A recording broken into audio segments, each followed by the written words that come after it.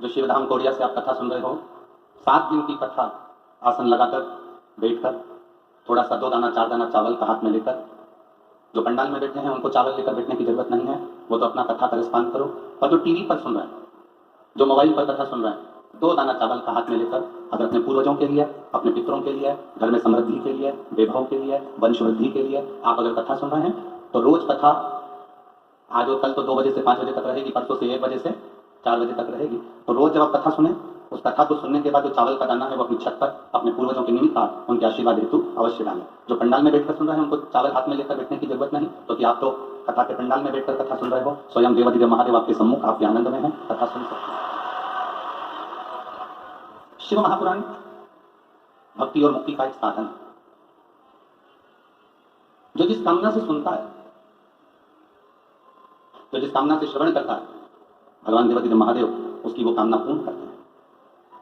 अब बात इतनी सी अड़ती है कि गुरु जी आप कहते हो कि शिव जी सुनते हैं, शंकर भगवान श्रवण करते हैं हमारी बात को, देवाधिदेव महादेव सुनते हैं हमारी बात को। पहले नहीं चालू करो, थोड़ा प्रयास करके जल्दी चालू करो। देवाधिदेव महादेव हमारी बात को श्रवण करते हैं, सुनते हैं, पर बिल्कुल सत्य है। कोरिया की जीजियों और मेरे कोरिया के जीजाओं, बड़े सावधानी से सुनना। आप जिस भावों से, जिस स्नेह से शिव महापुराण की कथा को श्रवण कर रहे हो, देवाधिदेव महादेव आपके मन की बात कथा सुनते सुनते मेरा शंकर उसे स्वीकार करता है और आपको देता है, आपको देता है। अगर शिव नहीं देते होते, मेरे भोले बाबा अगर नहीं सुनते होते, तो जरा ईमानदारी से बोलो, कथा के पहले दिन 1 2 3 4 5 6 उधर का 7 डूम पंडाल ऐसे भरा नहीं होता अगर महादेव देते हैं। और जितने लोग यहाँ बैठे हैं उससे ज्यादा लोग रोड पर से भी चल के आई निरंतर। शिव नहीं सुनता तो यहाँ कौन आता? अरे दया की न होती जो आदत तुम्हारी, तो सोनी रहती अदालत तुम्हारी। गरीबों के दिल में जो जगह तुम न पाए, तो किस दिल में होती इबादत तुम्हारी। अगर मेरे देवाधिदेव नहीं सुनते तो कौन आता?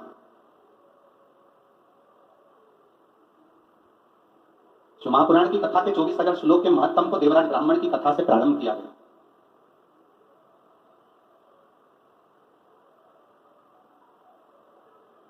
एलईडी का बोला गया है, थोड़ा सिग्नल नहीं आ रहा है, आप लोग बैठकर कथा सुनो, जैसे सिग्नल आएगा आपको एलईडी चालू कर दी जाएगी। तो शिव तत्व औगड़ी दयालु दाता, एक देवराज नाम के ब्राह्मण से इस कथा को प्रारंभ किया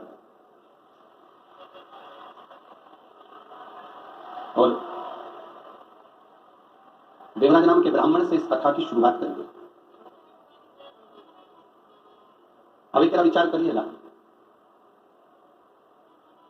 क्या चोरी करने वाला, छल करने वाला, बेईमानी करने वाला, कपट करने वाला, गलत विचार रखने वाला क्या कभी भगवान शिव का हो सकता?